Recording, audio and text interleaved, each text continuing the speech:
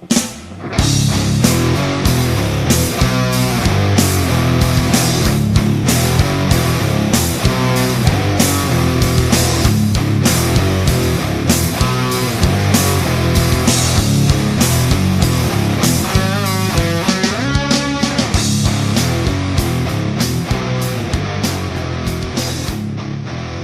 everyone, and welcome to episode 10 of the Speak of the Devil podcast. I am your host, IcemanJaymz, James Barber.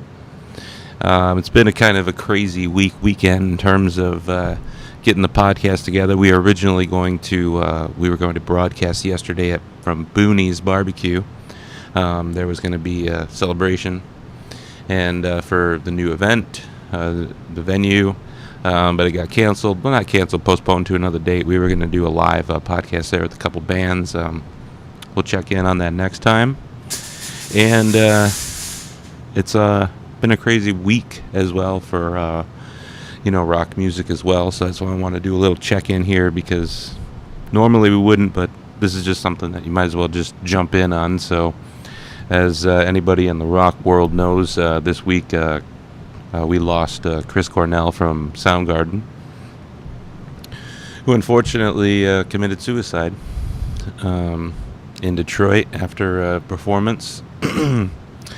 There's some rumors that the prescription drug Ativan, which he had a prescription for, maybe played a role in it. The performance was a little groggy. I've seen some YouTube clips, and apparently he took 2 more pills after the performance, and then shortly thereafter hung himself. So it's sad because, when you think about the grunge movement, and kind of like the big 5, as it were, Pearl Jam, Alice in Chains, Stone Temple Pilots, Soundgarden, and Nirvana, 4 or 5 of those, all ended very tragically, with Pearl Jam being the only, still alive and seemingly well, band and frontman. So it's sad that, a genre of music which changed so much of music, ultimately had to really pay the ultimate price at the end for most of the people that were the frontmen involved. So condolences, rest in peace to his family and everything. I'm sure they're not going to watch this podcast to find that out, but I like to say that anyway. So want to move on to some other new music kind of news. Linkin Park's new album came out. Always been a Linkin Park fan. And this album is very different. Very, very different. It's called One More Light. The big single right now is called Heavy. They performed it, I think, on some late night shows the other night. It's okay. It's not a bad song. I was just thinking that was going to be like the one pop song that would be on television and news, and then they'd have their normal heavy rock kind of stuff. But nope, the entire album is pretty much like that song. It's just a bunch of ballads and pop kind of music and everything. And I was listening to a different podcast from Loudwire yesterday, and they were ranting on it and talking how bad it is and how it's a sellout move and how it's not a sellout move. I mean, they're debating a lot of it, but I think, to their point, when they were saying, like, Hybrid Theory came out and sold 12 or 13 million albums in the early 2000s, it's a diamond album, and every single album has got progressively less selling. To the last album, it was like 200,000 or something like that. But that's just because everyone's streaming and getting everything on YouTube. So I for them, it's like if they're kind of having a good career and everything, it looks like on the front cover, it looks like a bunch of kids, probably their kids.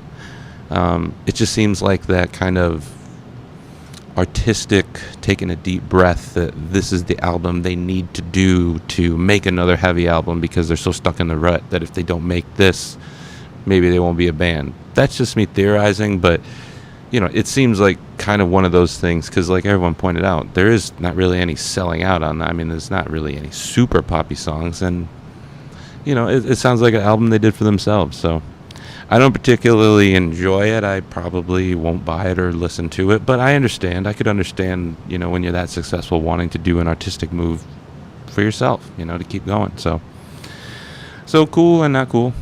take a listen and see what you think. So, that is all we got on music. Now I'll move to a little video games. Right now, currently playing Injustice 2 for PS4. Amazing. It's crazy because obviously everybody in the video game world knows the latest Mass Effect Andromeda that has all these, issues with so many off facial expressions. This is the exact opposite. This is facial expressions and motions and story brought together in a beautiful way. And of course, the cutscene movie is, only 2.5 hours worth of movies that they had to render, but still, it's 2.5 hours of full quality movie. It could be in a standalone release on a DVD or even almost in a movie theater. It's that good. So, you add that with some crazy combat skills and everything. It's a great game. So, 9.0 for sure.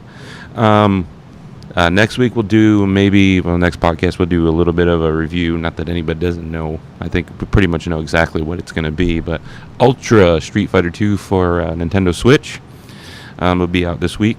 That'll be something cool. You get Violent Ken and Evil Ryu in this version, and you can switch back before, old school graphics, new school graphics in HD. You can, do all the cool stuff that you can on a Switch, play it anywhere you want. So that'll be a fun game to have. So we're going to close out this podcast and talk about tonight is actually Backlash. It's starting here in about a few minutes. So we're going to go through some Backlash predictions. Kickoff match tonight is Ty Dillinger versus Aiden English. Probably Aiden English because he's a new guy. They're bringing him up. Maybe give him a good win. So that'll be a nice, maybe way to kind of get him going. Luke Harper versus Eric Rowan. Getting a little Wyatt family reunion here. Luke Harper, just more of a heavy hitter, kind of hard clothesline hitter. So I think he'll do it. Sami Zayn versus Baron Corbin. Baron Corbin for sure. Sami Zayn's been like a rag doll lately, so no way he comes out with that. 6-woman tag team match, SmackDown. Women's champion Naomi, Charlotte Flair, and Becky Lynch versus the Welcoming Committee, Natalya, Carmella, and Tamina. Probably the Welcoming Committee, just because they're trying to make that kind of like a new badass faction. It would, on paper, it would seem to make more sense to have Naomi, Flair, and Lynch win, but it's a pay-per-view. They'll try to do a little swerve. SmackDown Tag Team Championship match. The Usos versus Breezango. Hard to say. I'll say, given off of the latest vignettes and kind of cool thing that they have going, I say Breezango wins, but not clean. They win by some technicality, maybe by the Usos getting disqualified or something like that, by beating them up with a chair or something. United States Championship match, Kevin Owens versus AJ Styles. AJ Styles. AJ's got to win it. They're both coming off of being, champions, but now AJ needs to get it back and kind of create a feud, and they can go back and forth, and then kind of helps them to not need to have the world titles. So AJ Styles on that one. Shinsuke Nakamura versus Dolph Ziggler. Oh, Shinsuke. They're moving him so high up the card. He's on the front of the cover and everything. It's almost a lock that he's going to be it. So Shinsuke.